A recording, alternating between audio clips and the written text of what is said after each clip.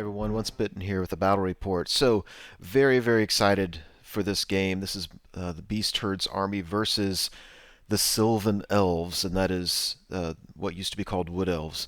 This is the most beautiful Wood Elf army I've ever seen, and I'm a little bit bummed because I should have taken even more close-up pictures than I did. But I've done a video in the past showcasing my opponent, Gabe Thorne, and his armies. He's just an amazing painter, a two-time Golden Demon Award winner. Yeah, beautiful. So the Sylvan Elves book has a reputation for being arguably one of the a top tier book under Ninth Age so far. My opponent, I don't think even knew that, and I don't think he was necessarily trying to build an over-the-top list. But I was excited for the challenge because on the Beast Herds forum, there are people complaining that Beast Herds are a lower tier army, and I don't think that's true. And I think it's especially not true because you see people on almost every army forum complaining that their army is a lower tier army. So anyway, I was looking forward to this game. Overall, the board looks like that. Starting on the far right, he's got his battle standard bearer. Now it's on a model that's 50 mil wide. It should be 25 mil wide. He just hasn't rebased him yet. Just you know what? His models speak for themselves. I'm not even going to continue talking about how beautiful they are. It's amazing. He's got a forest captain. I'm going to go into more detail than I normally do about what they have because a lot of these special abilities and magic items may not be familiar to many people. So I'll go over his kit in just a minute. He's with a unit of wild huntsmen, and this takes the place of the old wild riders, which they're still fairly fragile. These guys have a 4-up armor save. They have a shield to give them a natural armor bonus, which puts them at 5-up, and because they're mounted, that's 4-up. And their movement 10 with the banner of speed. Next to him, he's got Grove Guard. They have the upgrade which allows them to ignore cover and skirmish and long range to hit modifiers. So they're pretty much always hitting on 3s. So getting back to the BSB, let's see. He's got the Kindred of Wild Huntsmen, which basically means he's frenzied, has devastating charge, which is +1 attack when you charge, and on the turn he charges, they cause fear. Now, fear in this edition, you still have to take the fear test like you always did, but now you're also, in close combat, you're -1 leadership, so that can be huge. He has the Mirror Spear, which is multiple wounds 2, and if he causes a wound with it, then his unit gets distracting, and that means in close combat they're -1 to hit. So I think that's kind of an interesting item. I thought it was interesting to put his battle standard bearer way out on the side. To me, that sent a message that he wasn't really concerned about leadership roles with the rest of his army. He was more concerned about getting this guy space with which to move around, in which to move around. All right, so next to those Grove Guard, you'll see a single model there. That's a forest captain. So it's just a hero level guy, and I want to go over his kit in just a minute because it's kind of a different thing. Behind him, there's a cockatrice. It's actually just an eagle. He's just an eater to proxy. Then he's got some blade dancers, which used to be war dancers. So this second forest captain. So he's got a great weapon, poison arrows. Got the shapeshifter kindred, which actually reminds me of one of the old Bretonnian virtues. So like the guy can't join units, he can't be the general. Thank goodness it's on foot only. And if you're willing to take those detriments, he gets +4 movement, +2 initiative, an extra attack, and a 4-up ward. He's got the Bow of the Force, so when he shoots, he gets a number of shots equal to his attacks +1. And he's got the Helm of the Wild Hunt, so he's got an extra 1 better armor save, 1 better weapon skill, and an extra attack when charging. So at a hero level character with 3 attacks, this guy actually has 5 attacks when he charges. And he's an elf, and they don't really have always strike first anymore. They're just really high initiative, so they're almost always going first. But what they get is they're +1 to hit. So this guy, for the most part, is always hitting on 2s with 5 attacks, strength 6 with the great weapon, and he has to go second, so the only thing he has going for him then is a very average armor save, and he's got a 4-up ward. So I thought that was an interesting kit. I think against really tough characters, it's not going to be enough to keep him alive because he's only 2 wounds. But if he can stay alive long enough to attack, he'll kill a lot of things out there. All right, so next to those blade dancers, he's got a second unit of wild huntsmen. This one has the banner of cleansing fire, which I think is really cool. It's basically It's like a flaming banner, except you can choose whether or not you want to make it flaming. And that's, I think, in shooting and close combat. So I think I forget the price on it. I hope it's pretty high because that's pretty cool. His general is an ancient treant. My gosh, look at that model. It's just amazing. Now, by the way, in with the Wild Huntsman, he has an Enchantress. I'll go over her kit in just a minute. So his general, this thing is just, its stats are just really, really good. It's like sixes across the board, pretty much, it seems like. He's got a +1 to hit sword. He has a shooting attack, by the way, which is pretty cool. And then he also has a rule that, and these are the kind of rules that, to be honest, I'm not really fond of. But some army books have them. But basically, it's an auto thing, so he can automatically give +1 strength to a single unit of either dryads or tree folk, and that benefit lasts as long as this guy's alive. I guess because it lasts as long as he's alive, I'm okay with it. I just get tired of the auto benefits you just throw around. So then you have the Enchantress. It's level 2 Lore of Beasts and has a bound spell, Tree Singing. This one, it's very similar to what it used to be, but it targets a forest and pretty much everything in the forest. So if you're in the forest, if you're an enemy unit, you take d6 strength for hits. If you're a friendly unit and the forest, it moves, and it leaves the enemy units behind. It goes d3 +1 in a direction chosen by the player, and then the life bloom attribute. So, a model within 12 inches heals a wound. So I thought that's pretty cool. It's got a dispel scroll. She has a dispel scroll. And next to it, of course, because you only target one unit of dryads, what do? You just take a huge unit of dryads. So because of the general, this dryads, which by the way are pretty tough, 2 attacks each, now they're strength 5. He paid for the skirmish upgrade. In with them is a Dryad Matriarch, which is a level 2 spellcaster. She gives the unit Hatred, so they're 2 attacks each with Hatred, strength 5, 20 models. And they have a 5-up ward. So this unit is just... I really don't know what I have that can deal with them. Let's see, that Matriarch has the aspect of the White Birch, which basically means when it casts this Path of Nature, and the lore attribute is you can heal a wound. Well, if there are no wounds to be healed, she can grow this unit larger than its starting size. So on a level 2, that doesn't scare me too much, but that's still something.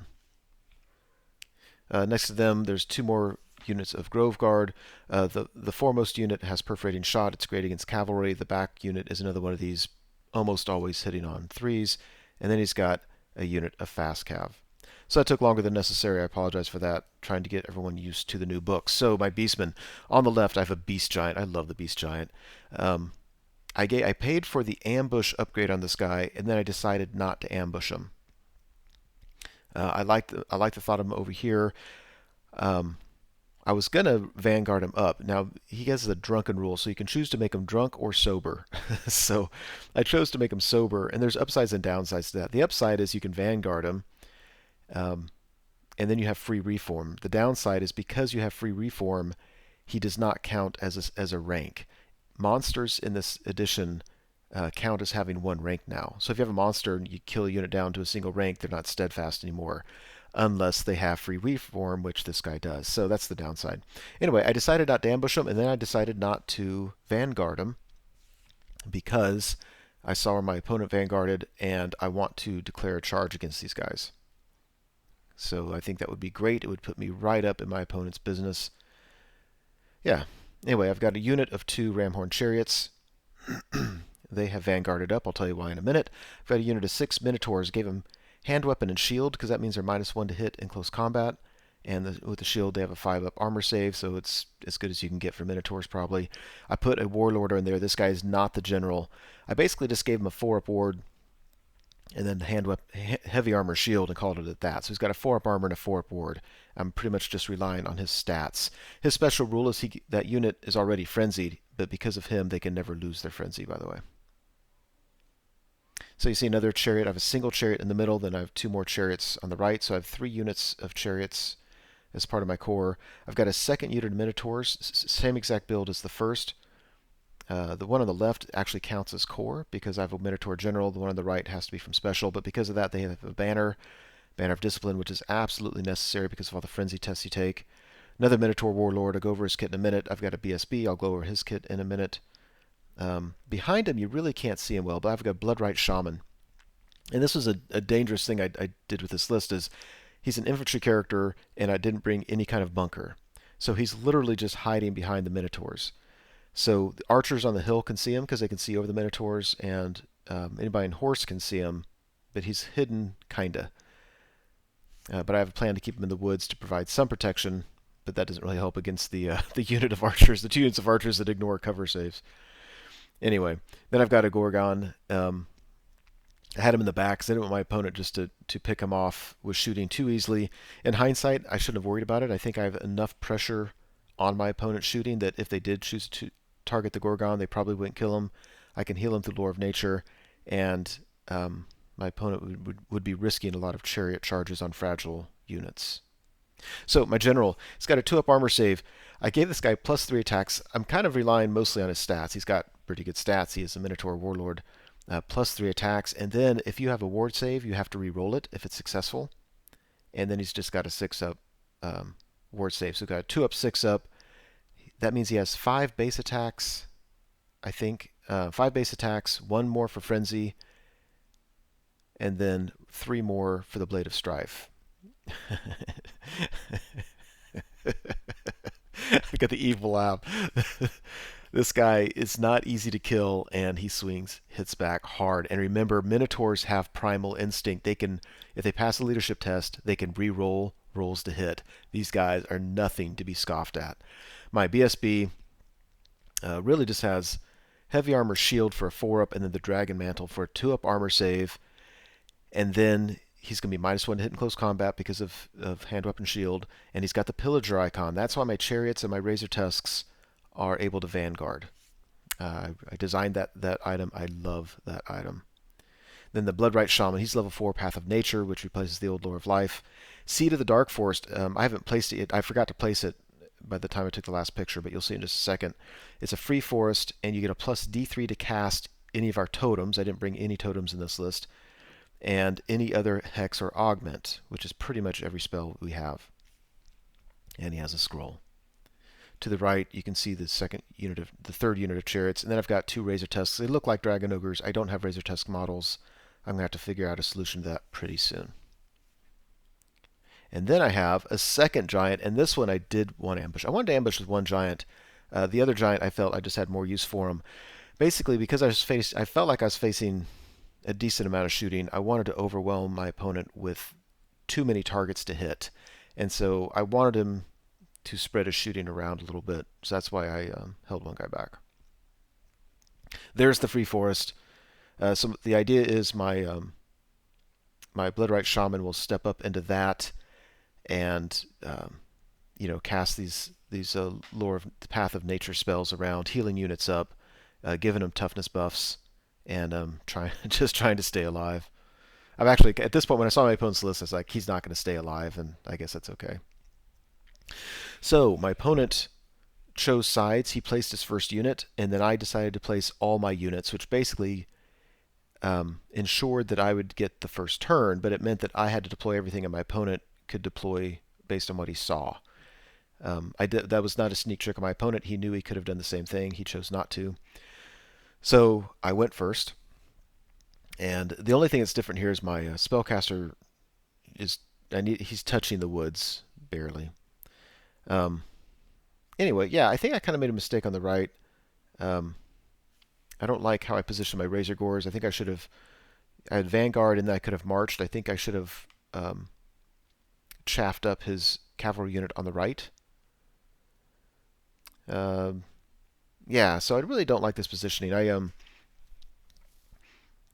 think what I should have done is I should have put one Razor Gore chaffing up his cavalry on the right. If he charges, have him such that I would flee towards the side of the board, and if he wanted to go get those points, he'd be away from the action, and that would have been good. If he redirected, he'd redirected the chariots, and I would flee. But I didn't do the Razor Tusk part. That's a mistake I made. Let's see. Over here, this wasn't a mistake, but it was aggressive. Basically, his Dryads can charge my Minotaur unit on the left, and if they do, I think I might be in trouble. But I was going to focus. I was going for the Oaken Throne, which is the old Throne of Vines, and then I was going to force through if I could, the toughness buff. If I had a low magic phase, I was just going to force through the toughness buff. And with the toughness buff, I'm not worried about it. Um, and then my Minotaur unit on the right, I'm not worried about his cav charging me in the front because I think I'll be just fine. I'm telling you, we go to the magic phase, and there's my spellcaster.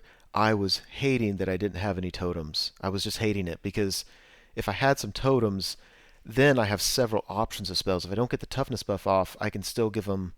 Um, I think we have two, but we have a toughness buff as well from the totems, and then an offensive buff. So basically, I would have more spell options to throw with this unit. Because I only had one, I rolled a big magic phase, and I just had to 5 dice it. I got irresistible force. I got reduced to a level 1, and magic for the rest of the game sucks.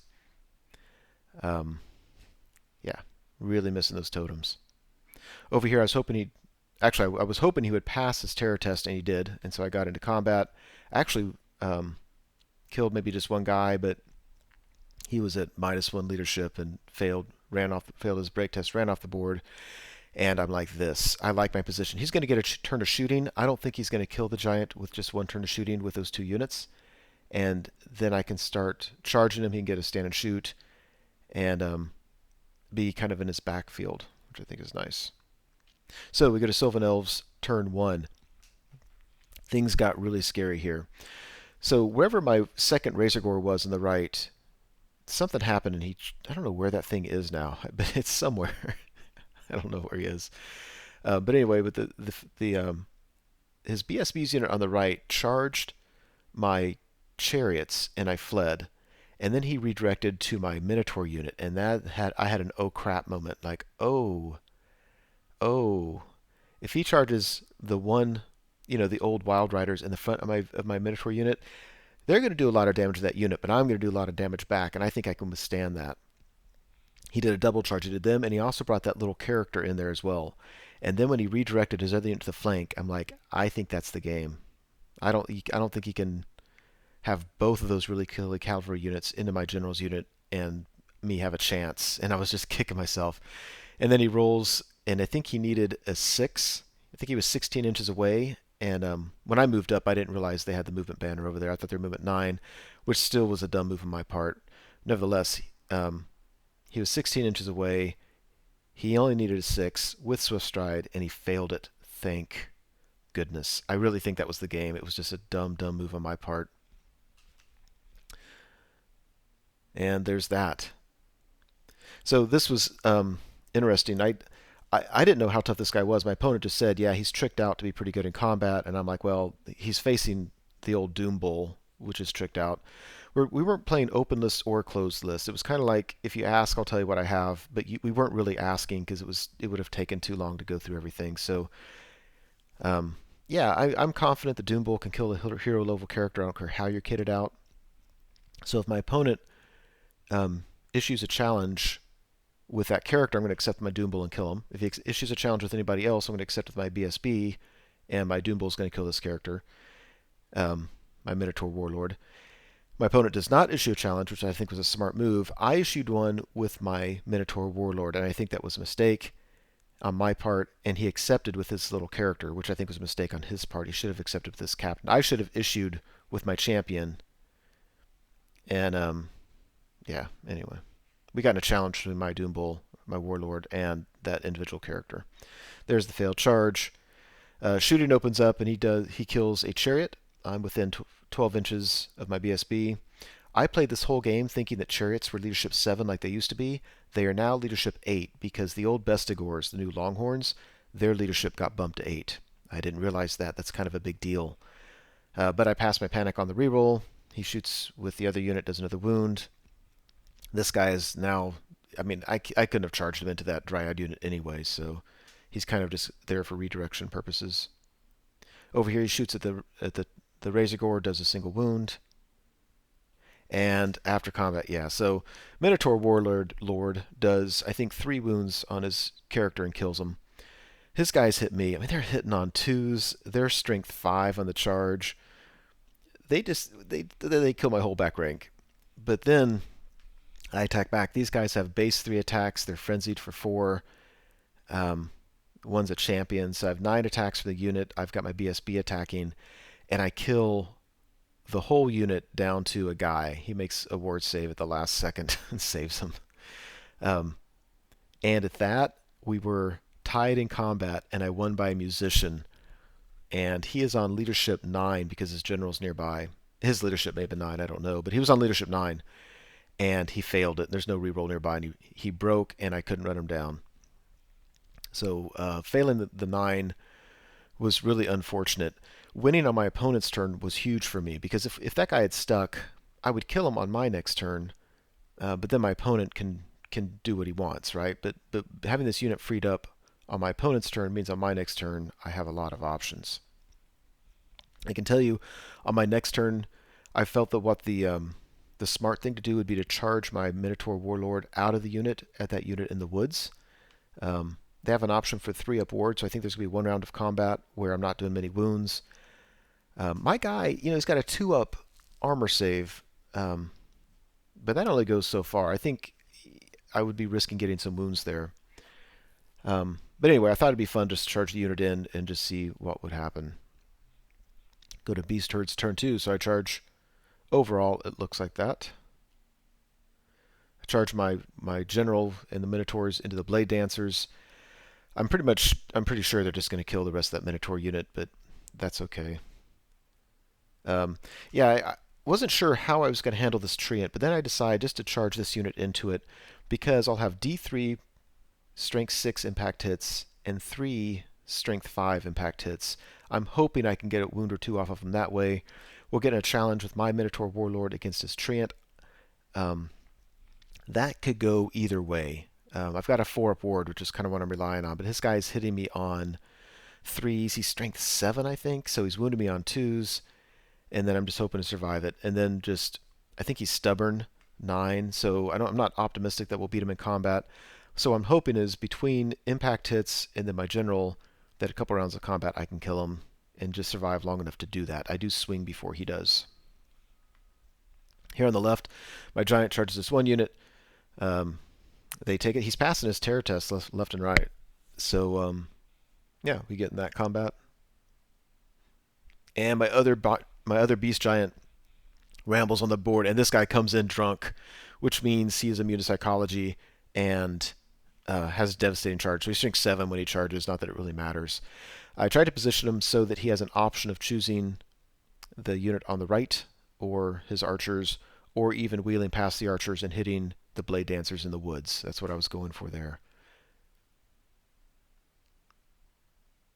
So after combat, yeah, so the wounds you see on the unit was because he had a stand and shoot, did a couple wounds in the unit. We do two wounds through impact hits. My Minotaur Warlord does 2 wounds to him. He does 2 wounds to Minotaur Warlord. He's Stubborn 9, and he breaks. That's actually really good for me, because now on my opponent's turn...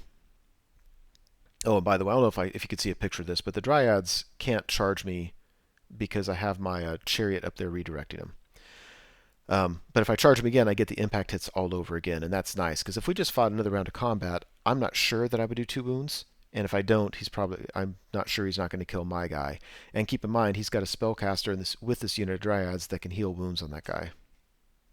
The Eagle, by the way, failed its panic test and ran. Over here, yeah, he killed the unit kind of like I expected. We just did a ton of damage to him. He fled and got away. So my opponent's actually having really bad luck with the dice in terms of leadership tests, but he's having good luck with the dice in terms of getting away. So I think he has the wrong end of the deal on that one. And then over here, yeah, the giant totally whiffed, and I think I killed 3 guys anyway. And my opponent was steadfast. Remember, with any other monster, he wouldn't have been steadfast. Because monsters count as a rank, because we gave this guy swift reform, or free reform, when he's sober, my opponent is steadfast. If I had made him drunk, he wouldn't have been steadfast. Either way, he's stuck. I'm okay with that, because if I beat him on my opponent's turn, that means I can reform and have more options with this guy. Sylvan Elves turn 2. By the way, this game is like 2.5 hours long now. We were just kind of having fun taking our time, but this has been a long game so far. We're only at the bottom of 2. Overall, it looks like that. Everybody who had a chance of rallying. The only one that didn't was a single cavalry guy that's still running because he's on Snake Eyes. these guys are frenzied. I think they would have been fine with their frenzy test, but he decided there was really nothing he could do except charge this guy. He could have. I think these guys have free reform, so they could have reformed and just tried to get out of the way to the right and save those points. And I think if it was a tournament, he might have done that, but it's not, and he just wanted to kill some stuff. So he charges a Razor Gore. Um, yeah, he charges a Chariot because he has to, because I'm just chaffing him up. He shoots this guy, does another wound, but he survives. And he shoots at the Minotaur unit, does some more wounds. 3, I think. He kills the Razor Tusk and has to overrun because his character's frenzied, so it looks like that. And over here he kills the Chariot and reforms. It's still a pretty tough unit. If you look on the hill, my Giant I don't know if it, I think I killed all but just 1 or 2 guys, and they fled off the board, and I just reformed. I was just going to let them go anyway, because I want to charge a couple monsters into that Dryad unit and see what they can do. The trick for me is I need to kill his general before that combat starts, because the general is giving those guys strength 5. And strength 5 does a lot of wounds against my monsters. But if I can get him down to strength 4, at least my Gorgon, he'll be wounding on 6s. And his general went from 4 wounds to now only 3 wounds, so that's not good. Beast Herds turn 3. So the overall it looks like that. The counter charges I set up on the right worked beautifully. The Chariots were almost auto-win. The Razor Tusks was definitely auto-win. During the magic phase, by the way, I cast the only spell I have left is the regrowth spell, and I regrow the wounds on the Razor Tusks. So that's kind of nice. Hoping for good impact hits because this is a tough unit that I'm actually attacking with much fewer points. Much fewer points. But the fact that I get the charge and impact hits is what I think I'm kind of relying on. Giant takes charging these archers. BSB in general charge the last of the Blade Dancers. I'm not worried about that. This I'm a little bit worried about because again I'm not super likely to kill this guy, and if I don't, he could kill this other Minotaur Warlord. And the double charge on these guys. Really curious. This is kind of a fun one. I don't know what's going to happen. Strength 5 with hatred, and if they have a 5-up ward, that's pretty brutal. So after combat, so I do this combat first, and we do 2 wounds on him, but he's still on 1 wound left, and that really sucks. He doesn't do any wounds on my Warlord, so that means he is likely dead. And over here, yeah, they do wounds on they do 2 wounds on the Gorgon, and they do 4 wounds on the Giant. Then the Gorgon strikes back, and he has a special rule that when he rolls a 6 to wound, he gets like multiple wounds D3, and he heals a wound. So he healed both of his wounds back, because I rolled 2 6s. So he's at full strength. Then the Giant goes, and I roll a 1 for his attacks, which means battle's over, you win by 2. Well, I don't want to win by 2. I want 2 Thunderstomps, darn it. So the Giant didn't do any attacks. I didn't do any of the Thunderstomps. My opponent's not steadfast, but it's pretty much a tie anyway, I think. I won, but anyway, I won. He passed his break test, and we all just stayed there. Darn it. Over here, yeah, it's Blade Dancers are dead. And, yeah, the archers, they actually snuck 2 wounds through, which kind of surprised me. They're dead. And the Chariots came in. I rolled an 11 on the impact hits. The impact hits killed the entire Wild Huntsman unit. His BSB did 2 wounds to the Chariots. We just had so much combat res, we broke them and ran them down. Now, the rules have changed now. If you're a BSB or any standard, by the way, breaks in combat, you still lose the standard, but the guy doesn't die. So his BSB was still alive, even just without his banner, but we ran him down anyway. So we go to Sylvan turn. It's been a long game. My opponent has somewhere to be. So we decide this is going to be the last turn because there's not a whole lot he can do. So over here we fight this. He kills the Giant, does 4 wounds to the Gorgon. But yeah, I think I'm still alive. I think I killed his matriarch character in there this time. But we all stuck around. And let's see, we killed his general, and then even though we were frenzied, we hadn't charged in this turn, and he didn't break. We just killed him, so we were able to reform. Again, this is on Sylvan Elves turn 3, so that means that on Beast Herd's turn 4, these guys are charging to the flank of those dryads, and they're toast. I'm probably on my magic phase. I would have brought my level 4 over here and force through, if I could, force through the regrowth spell to get the Gorgon some wounds back. Remember, at this point in the game, my opponent doesn't have hatred effects anymore, and he's down to strength 4, so he's winning me on 6s. So if I can heal up even just a couple wounds, I think my Gorgon's going to survive, and I think I'd mop up that unit. And overall, the game board looks like that. We called it after that. It was a ton of fun. My opponent really did have some bad luck. If he had made the charge with his Wild Huntsman on the right, I think game's over right there. We lose, and that would have been a shame because it's just sloppy play on my part. Just throwing the Minotaur unit up there and say I have two characters and not paying attention to a long flank charge. And it wasn't that long. It's just it looked like a long way away because it was 16 inches away. So huge mistake on my part. I should have lost the game on that. Having that not having happened, yeah, I liked how the unit was playing. I think I need a lot more practice using my chariots and my razor tusks. Um, I liked what my monsters did. I liked the dark forest combo with lore of nature healing up monsters.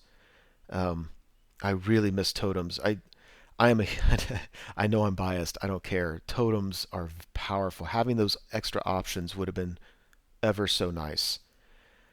Um, yeah, I felt that I was able to jump on quickly um, with all these vanguarding troops kind of right up in his business. Anybody playing a shooty army, I think would be in some dire straits because he's not going to have too many turns to shoot at me, and then I could start bringing stuff in his backfield. And again, I could have ambushed with two of those giants. So, yeah, that was it. Hope you enjoyed it.